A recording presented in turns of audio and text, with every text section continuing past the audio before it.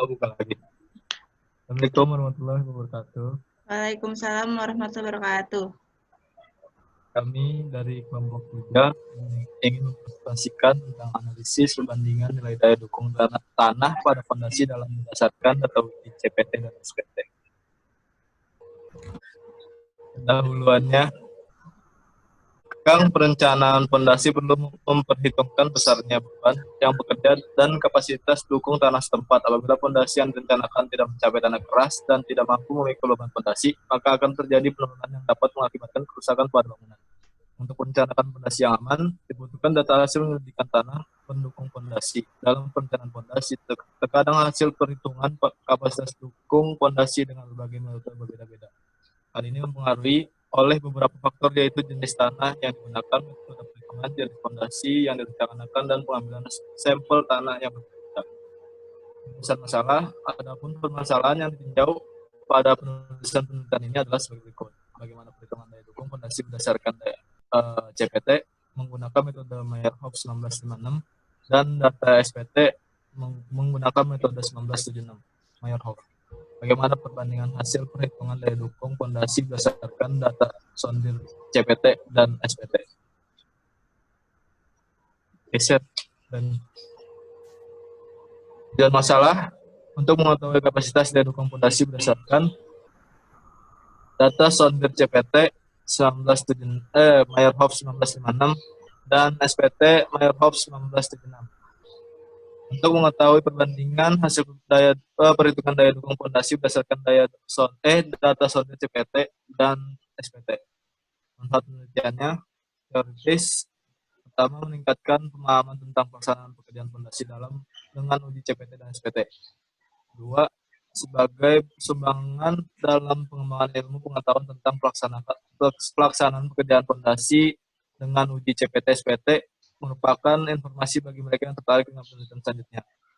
Manfaat praktis, sebagai sumbangan memberikan pemikiran bagi kontraktor dalam uji CPT dan SPT, sebagai masukan terhadap hasil kajian yang dilakukan sebagai upaya peningkatan pemahaman tentang uji CPT, SPT, dan CPT.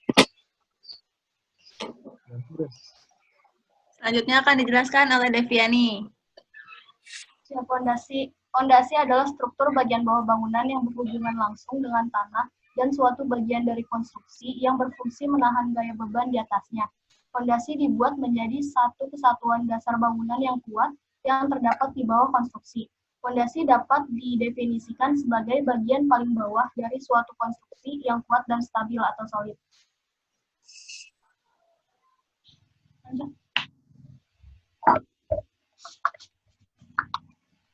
Selanjutnya ada kapasitas daya dukung dari data sondir menggunakan metode Meyerhof. Pengujian konvektrometer test atau sondir adalah pengujian dengan menggunakan alat sondir yang ujungnya berbentuk kerucut dengan sudut 60 derajat dan dengan luasan ujung 1,54 inci persegi atau sekitar 10 cm persegi.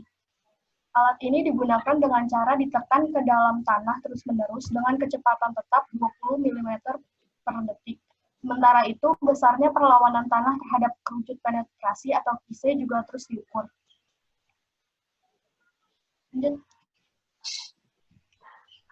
Selanjutnya, kapasitas daya dukung dari data SPT dengan menggunakan metode Meyerhof.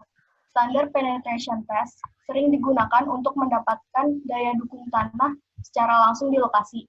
Metode standard penetration test merupakan percobaan dinamis yang dilakukan dalam suatu lubang bor dengan memasukkan tabung sampel yang berdiameter dalam 35 mm sedalam 305 mm dengan menggunakan massa pendorong atau palu seberat 63,5 kg yang jatuh bebas dari ketinggian 760 mm. Banyaknya pukulan palu tersebut untuk memasukkan tabung sampel sedalam 305 mm dinyatakan sebagai nilai N. Selanjutnya, ini ada proses analisisnya itu yang dimulai dari kita ngambil data sondir, data SPT, tapi kita tidak menggunakan data hasil laboratorium. Kemudian datanya itu dianalisis, kemudian setelah dianalisis dapat pembahasan, lalu kita simpulkan. Jadi kita ngambil dari 4-5 jurnal, dan di salah satu jurnal itu kita ngambil datanya. Nah, ini berikut adalah hasil dari pelaksanaan pengujian penetrasi sondir titik CPT 1 sampai dengan 4, yaitu nilai perlawanan konus dan jumlah hambatan lekat. Pada tabel di bawah ini bisa dilihat sendiri. Nah, dia tuh mempunyai rumus. Rumusnya itu daya dukung rencana tiang tunggal atau QA sama dengan CR dikali AB bagi 3. Nah, AB itu cross section area of peel ditambah TCF. TCF itu total skin friction dikali F. F itu parameter of peel dibagi 5. Nah, dari data yang diambil itu dari CPT 4 pada kedalaman 9 meter untuk perhitungan daya dukung tunggal dengan tiang 300 mm dan 400 mm. Nah, berikut adalah perhitungan daya dukung yang 300 meter dan 400 meternya. Mohon maaf, 400 mm dan 300 mm. Selanjutnya ada pengujian SPT. Nah, perhitungan daya dukung tiang pancang tunggal berdasarkan data Standard Penetration Test atau SPT, menurut Meyerhoff 1956, dia mempunyai rumus seperti ini. PU atau Ultimate Load Capacity sama dengan 40 dikali N atau Standard Penetration Number at Peel Base ditambah AB. AB itu area of peel base ditambah 0,2 dikali N. N itu average value of N along peel shaft dikali AS. AS itu gross surface area of shaft. Nah, data yang diambil itu di titik 4 juga untuk perhitungan daya dukung tunggal dengan diameter tiang 300 mm dan 400 mm. Berikut adalah perhitungannya yang 300 mm dan 400 mm.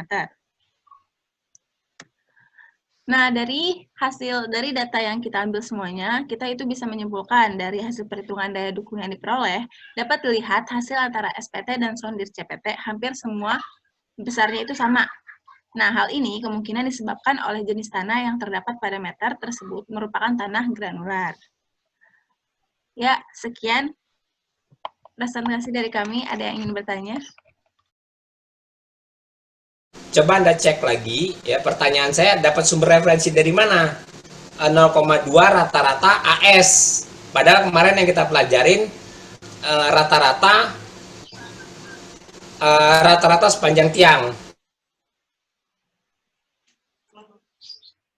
Ayo, Pak. Jadi, buat yang pertama, Pak, itu kita pakai diameter tiang 300 sama 400 mm, itu dua-duanya di 300 sama 400 mm kok, Pak. Ini 300.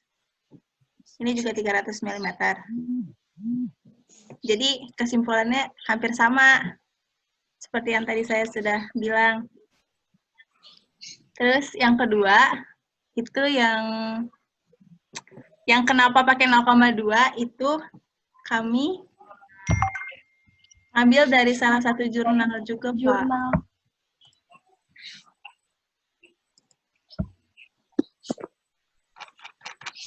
Kita ngambil dari jurnal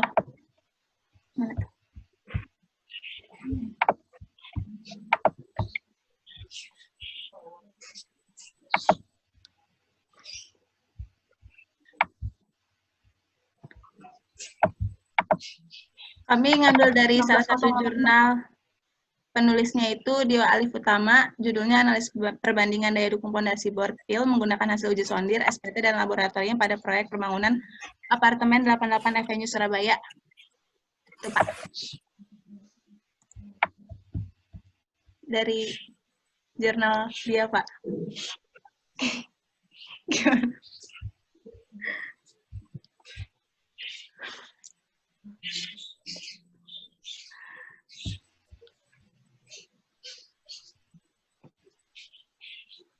Sama ada di jurnalnya Nova Juliana juga, Pak, judulnya Hubungan Daya Dukung Tanah berdasarkan hasil sondir, SPT, dan laboratorium pada rencana pembangunan gedung multilantai di lokasi kembali.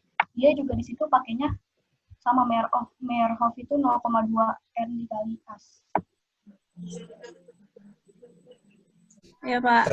Nah, yang tadi yang sudut apa? Angka, PU. Ya, nah, ini kan tugas kemarin ini sebenarnya tugas 32. Ya, kalau Pak. Anda ingat, kalau Anda perhatikan. Ada, Pak, ada. Nah, N-nya ini kan adalah N average, ya, sepanjang tiang.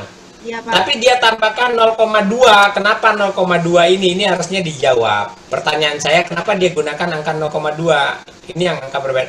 Harusnya angkanya adalah lebih besar, lebih kecil atau sama dengan nilai batas yang diberikan oleh Meyerhoff. Itu buku-buku yang saya baca di referensi terkait dengan apa yang disampaikan oleh Meyerhoff gitu. Tahun 76 sebenarnya dia mempropose, walaupun risetnya dari tahun 56. Jadi 20 tahun kemudian dia baru mempropose formula itu secara empiris. Nah, kenapa dalam jurnal yang Anda baca dia gunakan 0,2 gitu? Itu pertanyaan saya. Soalnya di jurnal ini tertulis kayak gini, Pak. Perhitungan daya dukung tanah fondasi tiang dengan menggunakan alat sondir CPT menurut Meyerhoff. Terus kayak saya pikir emang udah ketentuan dari sananya. Terus jadi gitu, Pak. Iya, betul. Ya, enggak, ini cuma untuk listen learn Anda, rumus dasarnya benar. Apa? QC dikalikan luas penampang, sondir kali luas penampang, betul. TSF dikalikan ke keliling tiang, betul, ya. Luas penampang tiang, betul. Tapi yang menjadi berbeda di sini adalah 3 sama 5 ini aja. Ini yang harusnya dijawab gitu. Kalau kita boleh aja ngambil referensi dari manapun, tapi harusnya Anda merujuk ulang ke, kalau manuskripnya Meyerhoff, saya punya manuskrip yang asli dari Meyerhoff. Ya dia memang rentangnya tuh dari 2 sampai 5 ini kebanyakan dipakai di Belanda. Dulu Indonesia pakai 5, betul. Tapi terlalu boros ininya, terlalu kecil, daya dukungnya terlalu besar. Itu Mbak. Iya, Pak. Untuk koreksi aja, untuk koreksi aja. Ya. Nah, yang kedua tadi kenapa dia pakai 0,2? Tambahan rumus itu 0,2 tuh dari mana gitu. Oh. Iya, 0,2 ini dari 2 PA ya. 2 PA kali N. Nah, iya. 2 PA kali N. Ya, 2 PA. Harusnya Anda sebagai seorang ya, paham saya. Ini tahu-tahu muncul ini harusnya rumus awalnya itu adalah Iya, Pak. 0,04 PA kali N dikali L per B kali L per D lebih kecil atau sama dengan itu gitu. Yang kedua ini adalah rumus, ya ini benar P-nya P gede nih, benar P gede, benar. Poin ultimate benar P gede. Ini P kecil untuk ujung, yang ini untuk selimut, ya betul. Tapi ujuk-ujuk muncul ini nih masalahnya yang membingungkan. Iya, Pak, maaf ya, Pak. Harusnya rumus dasarnya ditulis dulu. Utamanya ya. Ya. Oke, itu aja masukan dari saya dan pertanyaannya. Makasih. Baik, Pak. Ya, saya kasih nilai 98. Yeay. Terima kasih, Bapak. Terima kasih, Pak. Ya, kalau nggak ada yang lain nanya, silakan di close. Terima kasih banyak ya, Pak. Baiklah, silakan. Kami tutup presentasi hari ini. Terima kasih yang sudah mendengarkan. Wassalamualaikum warahmatullahi wabarakatuh. Waalaikumsalam warahmatullahi wabarakatuh.